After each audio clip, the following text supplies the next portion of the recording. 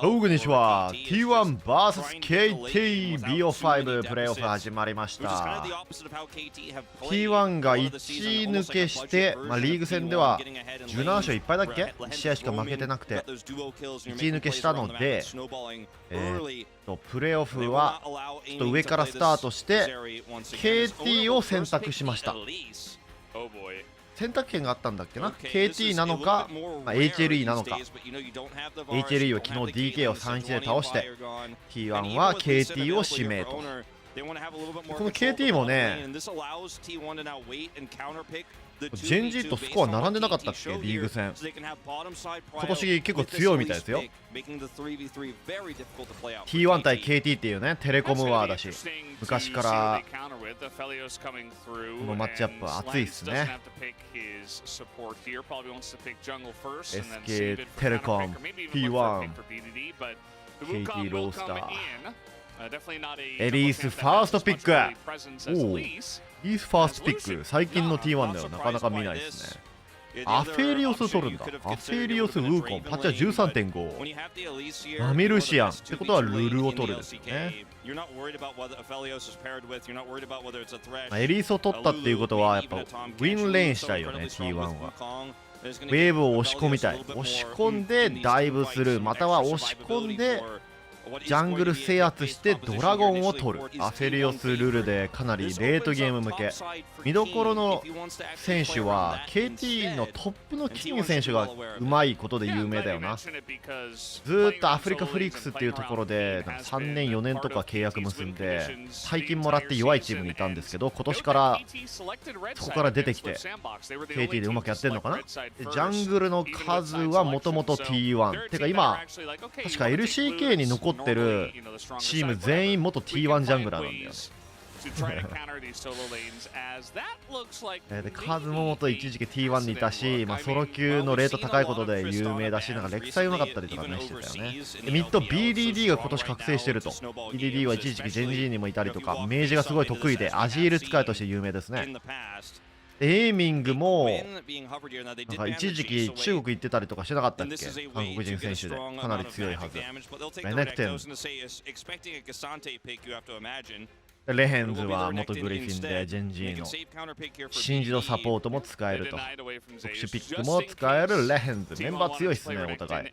T1 は韓国でオールなんだっけ、オールプロに全員選ばれたんだっけ1位で。韓国でベストプレイヤーロールごとに投票されたんですけど、トップジャングルミッド ADC サポート全部1位。特にサポートがうめえよな。ケリアが何でも使えるし。レネクトンに対してナーを選択。カサンテビット。ちょっと待って、ナーとカサンテ一緒にいるんだけど初めて見た。カサンテミット、相手のベイガーは見えてたっけ。いや見えてなかったけどね。後出しでベイガーを出してくる BDD。はあ、先出しフェイカーカサンテ瀬戸をやってたけどね。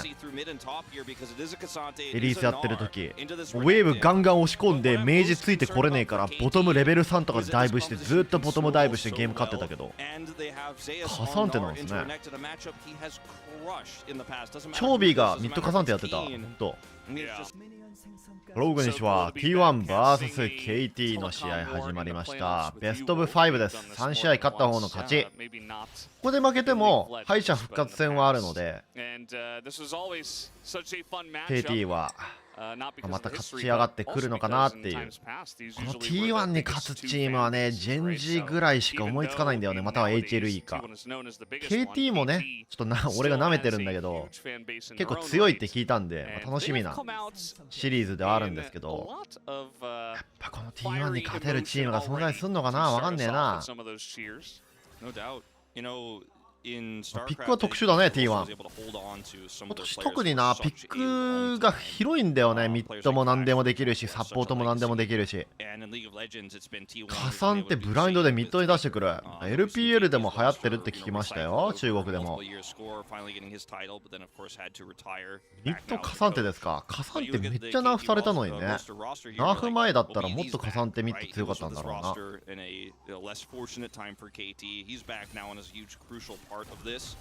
加算ってミッドやっぱ押し込まれちゃうから早めにワード置きに行きますね。なんでこれああ75体目 LCK 体目です。フェイカーが使うチャンピオン75体。他のプロとか何体使うんだろうね。10体30体でも多い方なんじゃない？分からんけど。ミッドマスター E とかミッドオラフまでやってたからね。あでもあれは LCK としてカウントされないか。国際大会だっけな。フェイカーの真似をしてマスター E を出したやつに対してワイルドカードのチームに対してオラフミッドでぶつけてボコボコにした。カシオペアに対してミッドリブンとかやったりな。懐かしいな。ミッド主導権はあります。でボトム主導権もルシアン並みなのでもちろん序盤あるので敵のジャングルこうやって入っていくとエリースはボトム3キャンプからのジャングル盗む。ウーコンがレベル3になりたかった。レッドウォルフグロンプでレベル3になれない。スマイト使ったからなんとかこのスマイトを使ってレベル3になりたいがウーコンブルーを捨てるのかどうかっていう判断ですよね。押し返す追い返す。これがエリースの強いところ。味方のレーンのプッシュ力があればレーンの主導権を味方が取ってくれればこうやって敵のジャングルを追い返すことができると。エリースを使うとこういうアグレッシブな動きが欲しいですね。チームファイトはウーコンなんで。ウーコンもトップ行けば食い物あるんだけどボトムのねルシアン並みにプレッシャーを与えたいんだよね。アフェリオスルールがきついから。もうウーコンボトム側いねえの分かってっからもう T1 は超アグレッシブにプレー。ちょっと波がヒール切りましたね。お互いにヒールを使う。でこっからトレードしてもらったらエリースが来ると。ウーコンはレベルを上げなきゃいけないから本当はボトム見てあげたいんだけどトップに向かわなきゃいけないと。お手本のようなエリースのプレーですね。でカサンテも来るよ。ミッドベイが動けないからね。フェイカーが明治以外のキャラやるとき特に瀬戸やってるときガンガンだいぶ決めたんだよね。でフェイカーは一旦テレポートあるのでプレッシャーだけ与えてテレポートで戻ってミッドのファームロストもほぼないと。でそろそろウーコンが帰ってくるので気をつけなきゃいけないがどうだ。相手フラッシュ切ったけどじゃあ俺もフラッシュ切るよと。でベイガのテレポートまで使わせてここで無理して死んだら元も子もねえからな。ソロ級だと大体こういうので死ぬけどしっかりウーコンが帰ってくるタイミング把握していや美しすぎるね。でベイガがいないタイミングで打ち壊しでミッドタワープレート取ってあげてあんだけ動いてるフェイカーが先にタワープレート取りそうだ。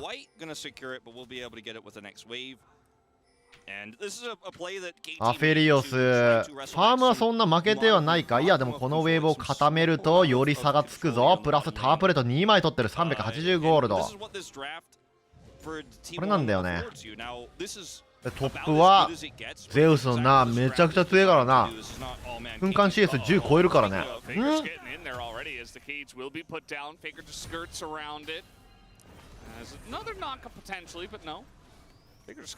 ェイカーウルト使って HP 削りに行く。ゴ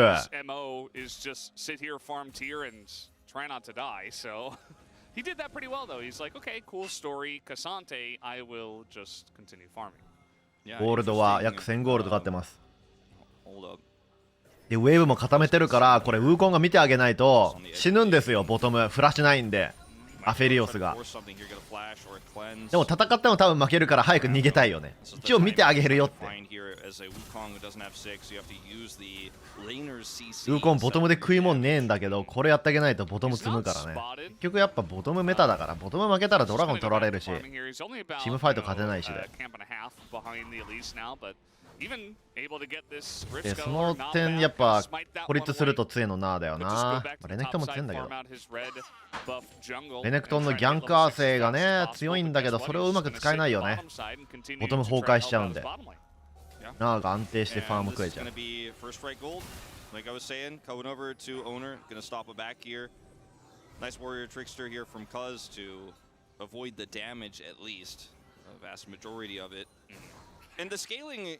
でこっから、だいぶ狙うのがエリースなんだけど、相手もうまく耐えてるので、ギブしてるので CS とかをドラゴン取りに行きます。ここが怖い。ドラゴン取ってる時に相手が無理して突っ込んできてチームファイト負けたりすると怖いんだけど、アフェリオス帰ってるんでね。 DK 対 HLE の初戦みたいな感じで CS 捨ててグループして、そこでチームファイトなんか KT 勝ってみたいな、そういうのないから、確実に相手が帰っているタイミングでドラゴン取ると DK のようなミスは起こしませんね。いやーこれ息苦しい KT、レートゲームなれば勝ちです。ベイガーとアフェリオスルル、レートゲームは 100% 負けない。35分超えたあたりからゴールド差が3000ゴールド以内だったら KT 勝ちます。40分超えたらもう KT 勝ちそうだけど、正直。そこまで待ってくれるかな T1 が。4ドラは25分前後で湧いてくるし、エルダーも30分前後よ。KT はどうにかしてドラゴンを1個2個取っとかないと時間稼げないぞ。 T1 ゲーム畳むのすっげえ早いからね。もう勝ってる試合なんかもガンガン少数戦してさ、多少リスクあってもめちゃくちゃアグレッシブにプレイするから見てておもろいし、昔のねオブジェクトのタイミングでしか戦わないとか、確実に勝てるファイトしかしないみたいな、そういうのないよ。もうミクロでゴリ押してくるチームだからな T1。 マクロも完璧だし、常にミッド押し込んでボトムをプレッシャー。ウーコンもトップのファーム食ってきて今戦いたいが、どうだ、別にジャングルのファーム差があるわけではないです。エリースがジャングルを盗むんじゃなくて制圧する形で動いてるんで、少しずつアフェリオスがファームなくなっていくね。プレッシャー続けられて一旦下がんなきゃいけないから、ウーコンが来るまで。さっきは CS10 だったのが今はもう30ってことは、おっとトップでカイティング、ナーがレンジモードで殴ってメガナー状態だからレネクトン突っ込めない。 30CS 差、 15CS で1キル分って言われてる。300ゴールド差なので2キル差、600ゴールド差がありますね。プラス経験値がでけえな。でこっからボトム有利取って先にウェーブ押し込んでバックしてるナミがトップに寄り添ってあげてヘラルドに切り替える。このヘラルドをボトムでぶつければ確実にタワー取れますけど、ミッドでぶつけるんじゃないかな。 T1 はよくミッドでぶつけて2つ目のヘラルドもまたミッドでぶつけて一番重要なこのファーストミッドタワーを取りに行くから、ボトムは正直なくても取れるんでね、これ続けていけば。Stats that we saw earlier, T1 getting both a lot of the time with these prio lanes. It's another scenario where that's just the case here. Well, we're watching Zeus just continue to put on that pressure in the top side, and I don't think that's going to stop anytime soon unless Cuz does want to visit the higher focus top side. As Cuz is currently down here in the bottom side. Looks like Carry staring at that brush. Maybe understanding that, okay, we don't have much vision. Cuz just hit level 6, he's level 7 now. Gotta be careful about some of these Wukong games. Yeah, I mean, they have Tidal Wave here, both players with Flash. It's very difficult to actually make this happen successfully. They identify, 1700ゴールド差、600ゴールド差。 push this Wukong away if he's in the vicinity, which he is. ヘラルドをボトムで出したらまあ取れるんだけど、使おうかな。どうだろう。うわー、ウルトだけでこのダメージ。もうタワー守れないね。ヘラルドも使わねえんじゃねえか、さすがに。なくてもいけるよな。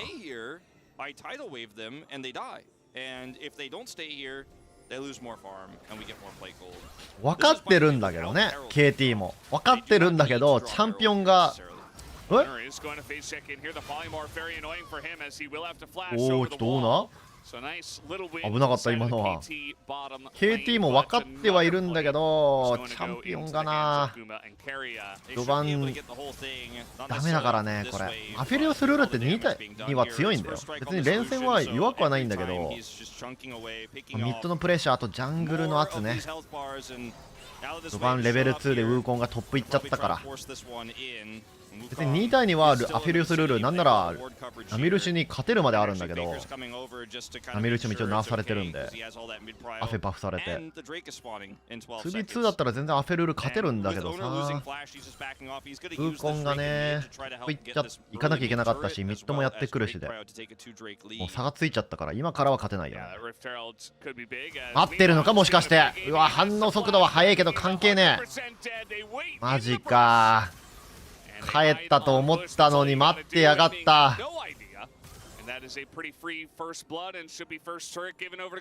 First turret with all 5 plates, and we'll get the solo plate here for the final one. 625, that's going to be the second Drake. And again, Herald could just be dropped. ナミルシ取ると負けるチームが多いけどな。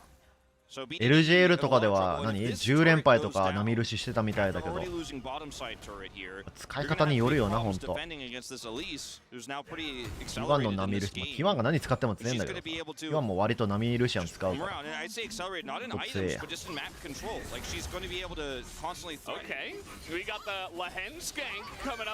あ、なんだ、ルルがいるぞ、おい。でも生き残る。で、ヘラルドはミッドで召喚。ヘラルドを使わずにボトムタワー取り切りました。で、ナーは、噴火 CS10 超えてますね。CS10 で000のナーめちゃくちゃ強いんだよね。普通に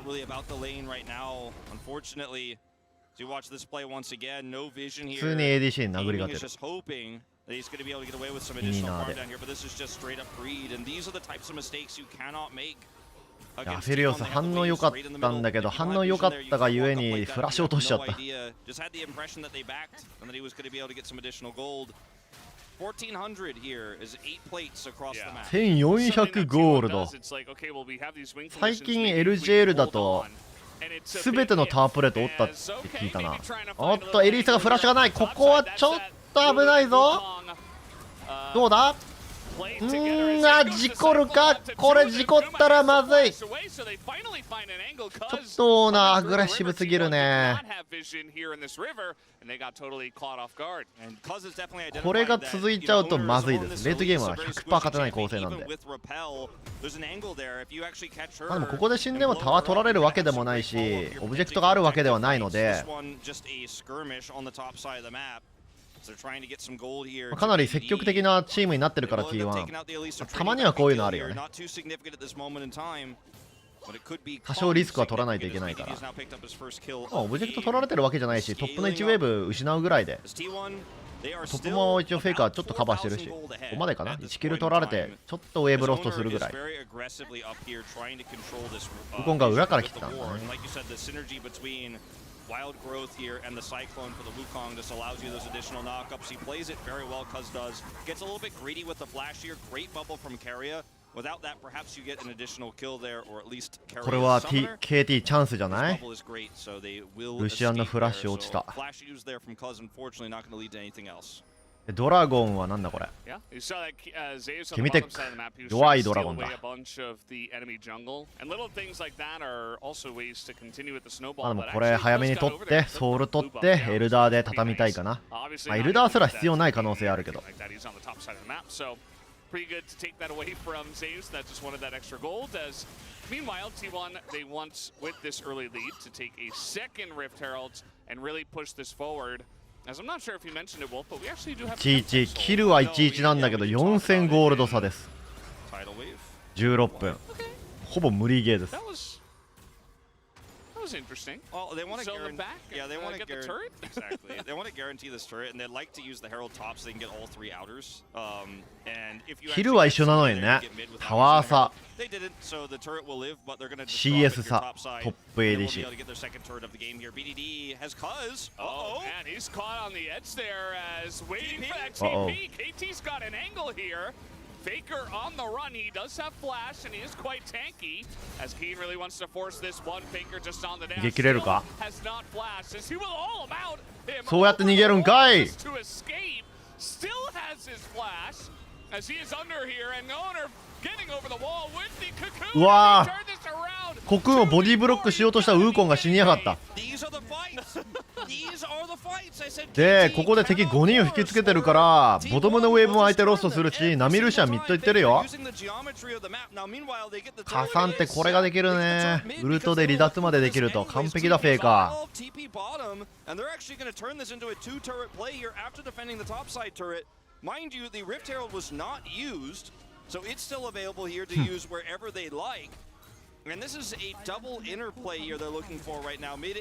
今のプレーでめっちゃタワーバッキバキやん。4000が6000ゴールド差になった今のフェイカーのプレーで。フェイカーデビューした時世界大会で中国人ミッドレーナーに言われてたな。アンキラブルデーモンキングと。アンキラブルデーモンキング。くじみの何デーモンキング殺しきれない。フェイカー毎回ギリギリで生き残ってな。ファッキンキャリーしてたからな。全盛期の頃、また全盛期迎えてるんですけど、どんなにギャンクしてもフェイカー殺せなかったからね。シーズン3とか4とか毎回ギリギリで生き残るっていうのかな。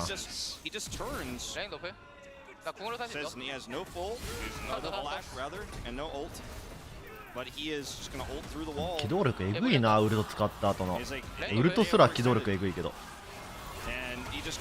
いやーウーコンがねボディーブロックで救ったんだけど死んじゃったね。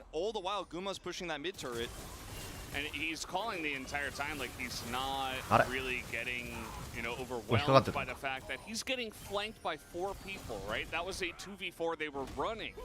And Faker's like, yeah, I don't have to flash. I'm just going to ult him over the wall. Like, he's calling it as this is happening. And he's able to turn what looked like a very unfortunate position into a winning play. And the T1 effect is then to just get mid T1 強すぎるな。 and also half of bot turret. And these are the moments where teams haven't realized that Faker has planned this 2 steps ahead, and they're getting T1 相手耐える構成無理じゃね。せめてエリース版しねえと。ダメだこれ。T1 はレーンが強すぎる。トップはまず負けねえし絶対勝つし、ボトムも絶対勝つし、ミッドも正直また強すぎて、結局ボトムとトップ絶対勝つからな。ミッドのフェイカーはもちろん柔軟でうまいし、勝とうと思えば全然勝てるだろうし、なんならサイドレーンサポートできるキャラも選べるし、フェイカー臨機応変なんだよね。ウェーブ捨ててボトム行った方が有利取れるなら全然ミッド捨ててな。瀬戸とか使ってる時ミッド CS 差つけられてもボトムボッコボコにダイブして、状況に応じてねプレー変えられるから強いよな。連戦だけ見たらチョービーの方が強いんだろうけど、トレードの仕方 CS のとか。ただミッドはねそういうところじゃいまいちなくなってきたよな。動きたいよね。Yeah, it's just a total cutoff of vision and control. Exactly, because now your own jungle. If you can't farm, you can't scale. You need money to scale. Okay, little angle here onto the Elise as okay. 波のウルト当たる。で長波のウルト。あとチャンピオンプールが広すぎる T1 は。サポートがエンチャンターからスレッシュ、ノーチ、カリスタ、バルス、ケイトリン。どうすんだよこれ。オールイン突っ込む構成選んだらカリスタサポートでパッキンカウンターされるし、レートゲーム行こうとしたら序盤ぶっ潰されるし。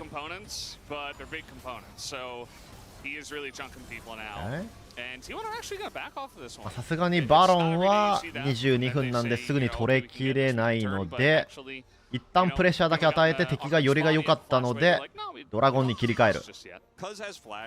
And even though he took a ton of damage there, Flash Warrior Trickster with Smite makes this a potential 50-50.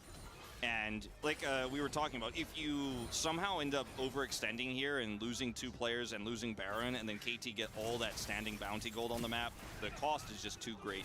T1 lose literally nothing except a little bit of time in this game by just saying, we'll walk away. There's no loss here, right? And you can see the money coming through here for Guma to build that 3rd item. And here it comes. Bam, IE at 22.5 minutes. カサンテは弱小とガーゴイルか。ナーは000で350ゴールド賞金。ナーマジで強いんだよな。ずっと言ってるけどエビさんのナーが見たい俺は。サイオンとかやらないでくれ。あ、そうだ。今日の夜というかまあ実質日曜日の朝になるんだけど、2時からねヘレティックスの試合ありますからね。本当とあのチームでタンクやらないでほしいわ。義務採用なしでお願いします。To put on pressure to look for burst kills. He's almost like a pick champion at this point. Yeah. As disguised as an AD carry, so he's going to be looking for so many angles on the ないで見るかな。2時だし。これが5時とかだったら寝て起きてみたけど。このシリーズ終わってソロ級やってヘレティックスの試合見るかな。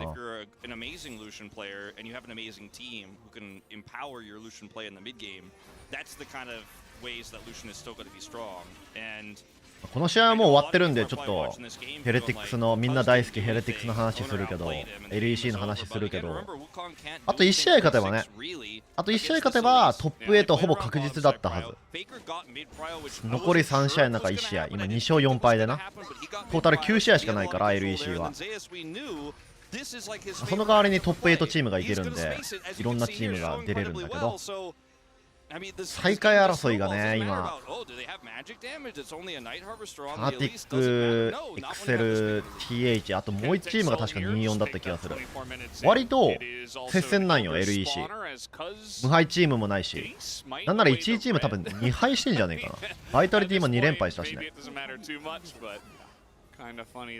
LEC は正直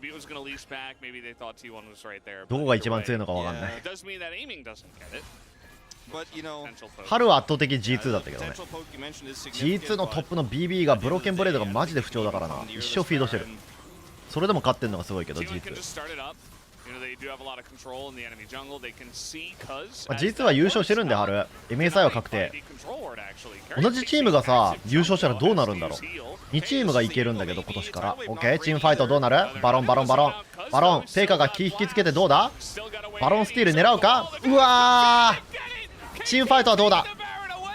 チームファイトは4ドラ持ってる。いけるか。ルシアンが前切れるか。フラッシュ持ってねえからさすがに怖い。ナーがウルトで飛び込んできた。ナミが生き残る。ナミもうまかったね。今レネクトンがブリンクあるの分かってるから上行ってすぐ下に来やがった。レネクトンがあってなったね。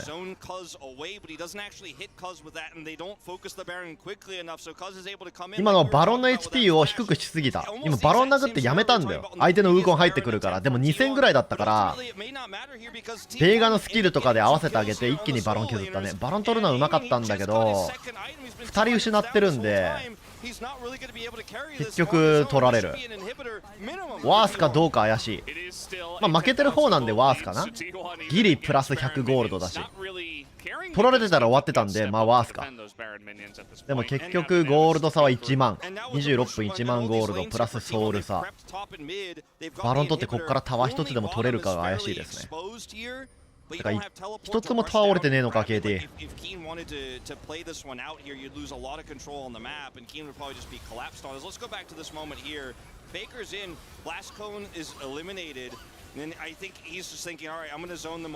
そう、2300にしちゃったね。これが良くなかった。3000以上でキープしとけばウーコン入ってきたらウーコン叩けばいいんだけど、みんなでバロン殴るのやめてスマイト圏内にしなければいいんだけど、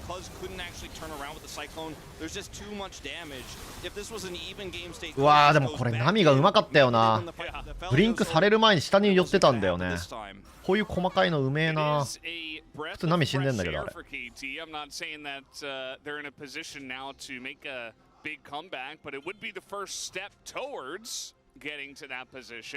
It is only a Chemtech Soul, so, you know, not a great one.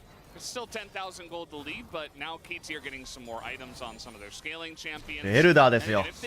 エルダー。地形的にやっぱバロンは取られやすいけど、エルダーはね、スティールするの無理ゲーだよ。It's just not the best, you know.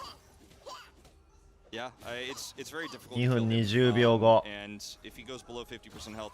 KT あと本当はあと10分耐えれば勝ちって言いたいけど、1万ゴールド差ついてるからね。いくらレートゲーム強いとは言っても1万ゴールド差はさすがに。チ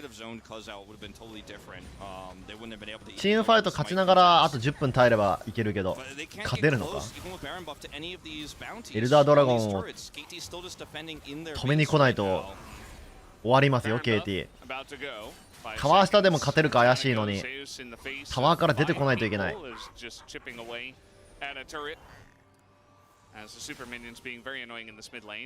マジナーが最強ジャンプに見えるんだよね。 T1 がつく、ゼウスが使うと一生これトップほっといて賞金毎回ついてる。育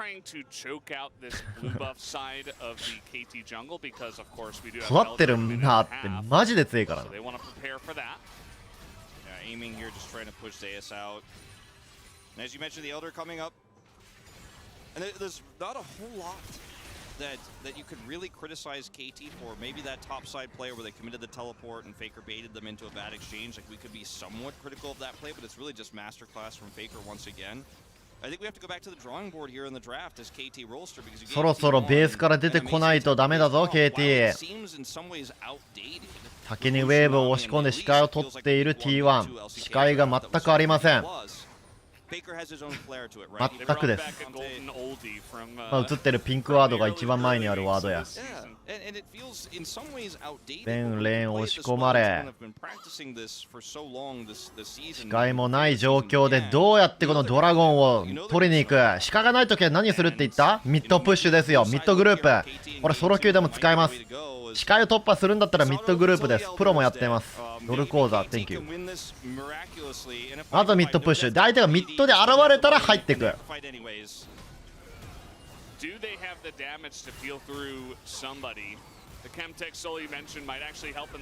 敵の居場所は KT 確認した。だからといって勝てるとは言ってない。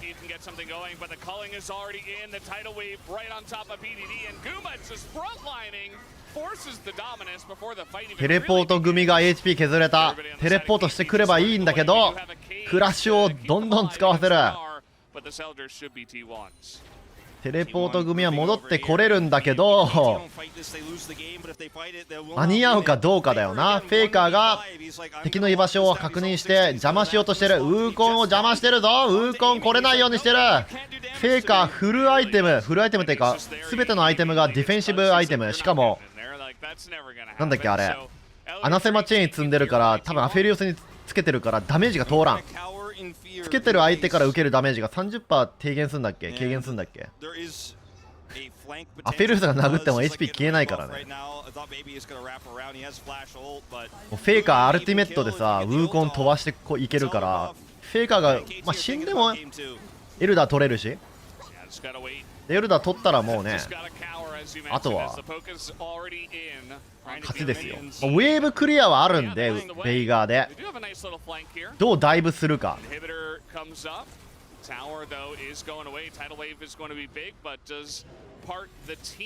裏からウーコンバレてはいる。ゲームエンドまではさすがに無理という判断。バロンを取ってから行こうというコールですね。いやでも KT も意外と粘ってんね。30分超えた。 T1 相手30分超えるのなかなか難しいけどな。大体のチーム25分前に終わるからね。こっ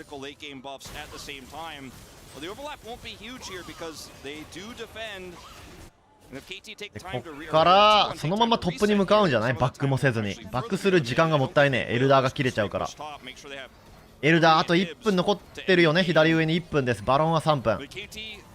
ナーはテレポートで戻ってくる。ミッドに向かいます。そうね、トップみんなで5人で行くんじゃなくて、ミッドをプレッシャーしつつ挟んでいく形、これが重要。これベイガーのスタンも決められなくなるじゃん。こうやってばらけられると。あと44秒耐えられるかエルダー。なんならバロンあと2分30秒続くぞ。3インヒビターでバロンバフだけでも無理ゲーなのに、そこにエルダーが30秒残っている。ウーコンが裏からワンチャン狙うけど、ワンチャンもクソもねえよこんなもん。はい、ワンダウン、2ダウン、3ダウン、4ダウン、5ダウン、エース。強っ。The fuck?